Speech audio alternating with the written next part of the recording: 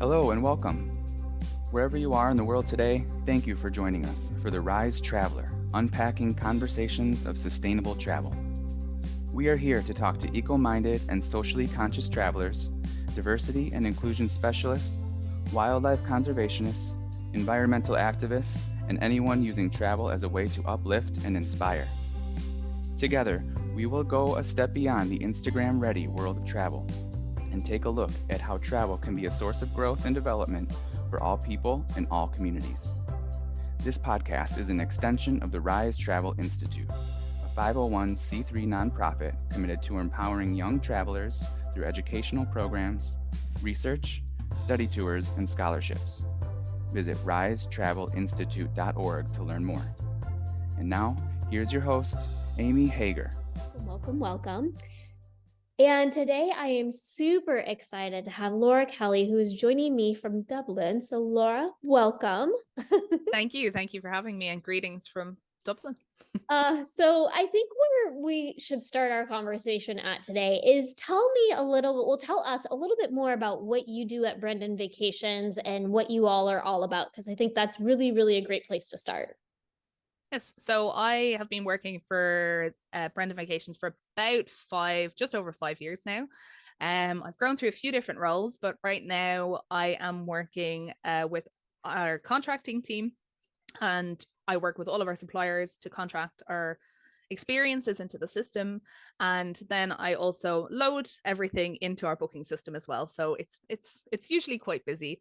Aside from that, I also am part of our sustainability team, where we work to evaluate experiences using the Sustainable Development Goals in order to evaluate, I suppose, if they're sustainable. So we call them Make Travel Matter experiences.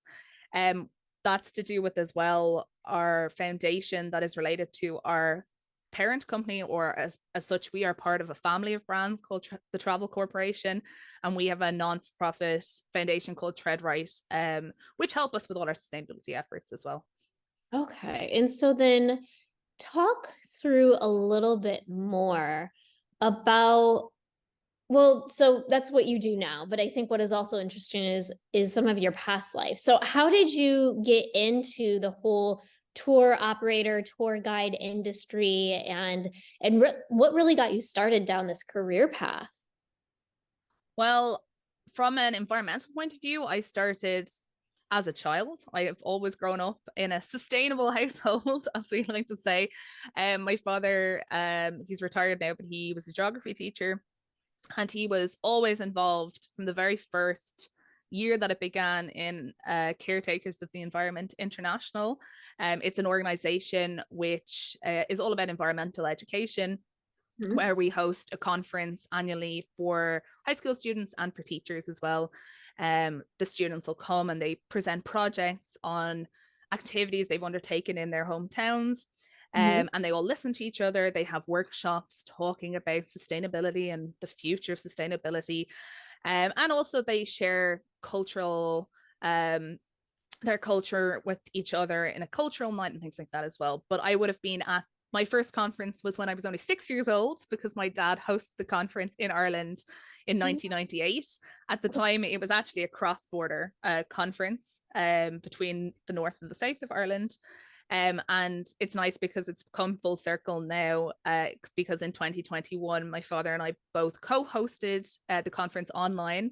Wow. Yes, and the online conference was for something like about 500 people, so it was a big undertaking.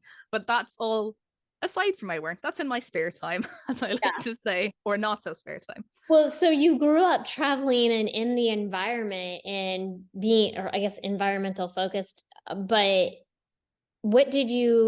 have you gone down that path? I mean, obviously with the work you're doing, you're focused on the environment, but have you done other tour operating gigs or anything that led you to where you are now, or did you go straight from college into where you are now? No, so interestingly, I didn't study anything environmental related in college. I actually studied languages and history, followed by tourism. Okay. Yeah, fun fact, I have a master's in medieval history as well as one in tourism management. So my interests are quite broad. But what I used to do is when I was studying, I worked as a tour guide in the summer. Mm-hmm. where I would bring tour groups around Ireland, German tour groups, because I speak German. Yeah. And I suppose through that, I realized that tourism was really something I was always interested in travel, but I hadn't ever really thought of tourism as a career path. Yeah. But what I did notice when I was on these tours, I noticed a lot of problems as well as obviously a lot of benefits as well. Um, there were definitely some problematic experiences in terms of animal welfare. There was also just the idea of obviously, you stop at a site for half an hour, and what do you bring to the community in half an hour with a busload of German tourists? Not very much is usually the answer. They're usually out, take photos back in the bus. So I was definitely keen to get into the other side of the business, to the operator side, in order to, I suppose, try and change some of those things. So I'm quite glad that these days I don't work with tour groups as such. I work with smaller FIT groups, so that's under 9 guests. So And so then you went through the RISE Flagship Program, and talk me through a little bit, because knowing that you grew up in environmental education, but even though you didn't really study that in school, and you do have, you have a wide variety of influences, what I absolutely love. But when you were reflecting a little bit, when you took the flagship program, what came up for you, and what has really impacted or influenced your life as you're continuing to go forward with the work that you do? yeah, so I decided to take this program because I heard about it from someone else who was in the travel corporation who had done the program and loved it. And I thought, what a better way to combine, I suppose, the two things I love, the environment and tourism. But then what I liked as well was obviously there's the aspects that are something like that I would have never covered before. All of the things about ethical tourism, voluntourism, all of these things, they were very different for me, which was good. They weren't topics I had ever thought, I suppose, to look at before. Yeah. And one of the things actually with that was the voluntourism part, because I used to travel as well. Because I was doing languages, I would used to try and find something that I could do with languages, but that also linked to, for example, history. So I worked a couple of summers with the German War Graves Commission to restore war graves. But when we studied voluntourism, I'd always thought, oh, that was a great thing to do. It's really brought benefit. But then voluntourism, that module made me think, but why did we have to travel from, the different parts of Europe we were in? Why did we have to travel there to do that? Why couldn't it be local people? Is there not a better way to do this? But it's always been a bit of a strange one, because on the other hand, I could see the benefit from an educational point of view, because we did have things like workshops on war and conflict and different things as well. So it was always, it's hard to see those now as fully positive things, but it's good to like look back and evaluate. I suppose the other thing then would be, I thought, particularly, I suppose, the introduction module on sustainability, I thought, oh, this will all be stuff I've heard before. Like, this is not going to be anything new. It'll be the 3 pillars of sustainability, etc. But then we looked into things like the 5 domains of sustainability, and that was something that was just totally new. It made me realize that maybe, I suppose, the way that we evaluate our Make Travel Matter experiences with the sustainable development goals, maybe that's not enough. Maybe it's too narrow. Maybe we need to look at first, I suppose, things like the collective mindset and sustainability of our guests, something that maybe we don't look at enough. Yeah. And so then when you think about the work that you're doing right now, what are you doing that's really exciting that that may even relate to some of what you studied in the flagship program? Yeah, so right now, I suppose the thing I'm most proud of from the last year is I've been working a lot closer with suppliers. And one of those things has been, I suppose I can think of one supplier in particular. They're called Celtic Ways Ireland.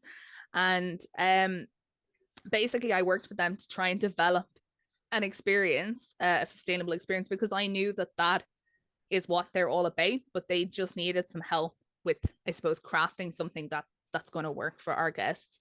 But the interesting part is, how did I meet these people? I met these people because the main guy, Phil, he actually used to teach with my mother. and he went off and he did a master's in spirituality. So something totally different again. So, and then he decided, because his partner used to work in hospitality, they went, maybe let's set something up where we can do things like walk the Waterford Camino Way, and we can encourage people to slow down when they come on holidays, to slow down, to look at nature, to really appreciate nature. So we worked together to create 3 different experiences for our guests that, while they do work, because our guests tend to like sort of half-day experiences, things like that, it'll encourage them to slow down and to just take a breath in their usually very busy schedule, and just take the time out to be mindful of their surroundings, and also to just appreciate the stunning nature, obviously, that Ireland is so famous for. And so then you had mentioned that usually the groups that you're taking on tours are smaller sized groups, and being able to get them to slow down, be more mindful, enjoy the walks, and really getting them to appreciate the nature.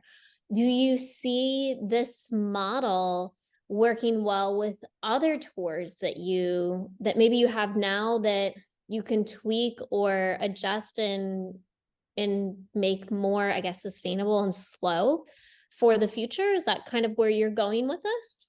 Yes, that's what we're trying to develop. I suppose in Ireland, it's a little bit easier. We do have some other suppliers who, I suppose, particularly we have one in Northern Ireland I can think of, that we would do a similar idea. He brings them to the Giant's Causeway and he tells them all about the communities that live there. And, again, people are slowing down. They're taking the time to really look, not just hopping off a bus, taking a picture and leaving again. So in Ireland, that is a little bit easier. What we're really trying to develop, I suppose, in the next few years is to try and do the same in Scotland, because we work in Ireland and Scotland. And Scotland is just, in general, I suppose, a little bit behind when it comes to sustainability in comparison to Ireland. Ireland, I have to say, they're pretty organized, and it has definitely been a topic of conversation with tour operators, with the tourism industry for many years now, whereas Scotland's more so kicking off that in the last year or so. So we're trying to also work with our Scotland suppliers to try and develop those sort of experiences, so that hopefully people can also slow down in Scotland as well. And again, Scotland is known for its beautiful, beautiful scenery. So why not take the time to really appreciate it, not just, drive through it and see it out the car window. Yeah, no, slow down and really, really enjoy it. And so then when you look at look at your crystal ball in the future of travel and tourism, specifically there in Ireland, you're talking about some of the changes and impacts that you've made. I mean, what do you see for the future specifically there in Ireland? So interestingly, if I think back to the paper that I actually wrote for the RISE program, your capstone project, exactly, my capstone project, I wrote about can we or should we get rid of sort of that bucket list mentality? Should we try and adapt it to try and see if that would help things in tourism, to make it, so that we don't have these honeypots where all of the tourists go and, don't really bring benefit to the community. So I suppose what I would hope for, and what I think is starting to happen, and hopefully will start to happen more in Ireland at least, is that we look towards, I suppose, regenerative tourism, not just sustainable tourism, and that especially we move towards those authentic, smaller experiences that really benefit the local community. Like why just go to the cliffs and hop out and take a picture when you could go to hike alongside the cliffs with a local expert who can tell you all about the cliffs, their heritage. You can learn about the myths and the stories from the people who live and work there as well. So that's what we're hoping, that we move away from, I suppose, this mass tourism.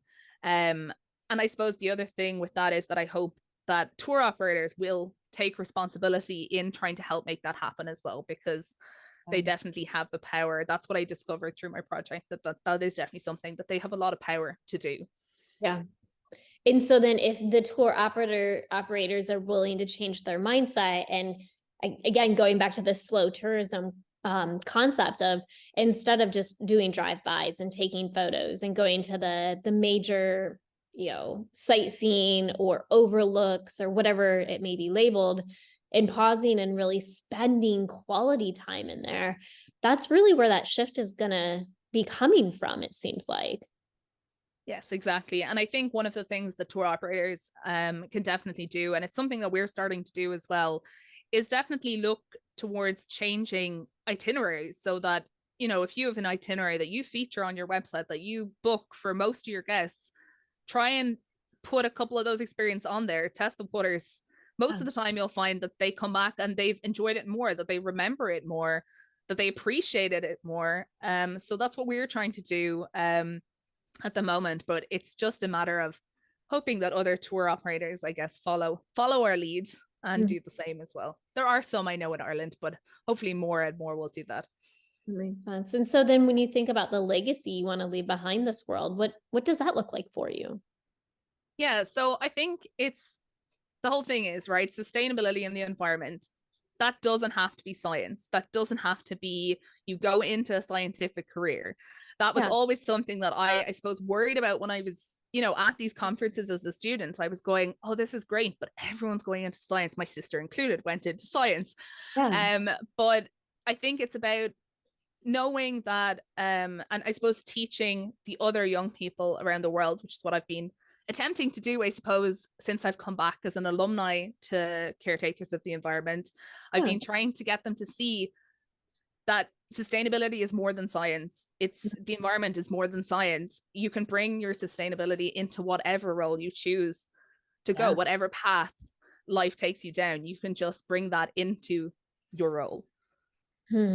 I like that. So sustainability isn't always science, and you don't have to have a science education to make sustainable change. And Laura, you are like proof in the pudding right there. Well, thank you for joining me and talking about your experience with the RISE Flagship Program and talking about your experience in the industry, because I really do. I think the point that you're bringing up about slow tourism, being able to enjoy and really be in a space more and not just going and checking off that bucket list and getting the photo. I think I see it too. I think that's the shift that's really coming down. And I love that you're helping leading that charge. Thank you. Thank you. Thank you for having me. And that brings us to the end of our journey today. And if you've liked what you heard and you want to hear more, make sure that you subscribe, like, or comment. You can follow us at RISE Travel Institute on Facebook and Instagram. We are on all of your favorite podcast channels and even on YouTube. And here at the RISE Travel Institute, we do believe that travel is a powerful tool for positive, transformative change. And if you are a maybe college student planning to study abroad, or even a professional like Laura who's looking to make a bigger impact in this world and to dive deeper into sustainability, or really anyone who is currently traveling and wants to understand how to travel in a more sustainable way, we do encourage you to head on over to risetravelinstitute.org for more information on our educational courses and our upcoming flagship program. And we will be back soon with another episode. But until then, keep roaming, keep learning, and continue to be a RISE traveler. Bye-bye. Bye. This podcast is an extension of the RISE Travel Institute, a 501c3 nonprofit committed to empowering young travelers through educational programs, research, study tours, and scholarships. Visit risetravelinstitute.org to learn more.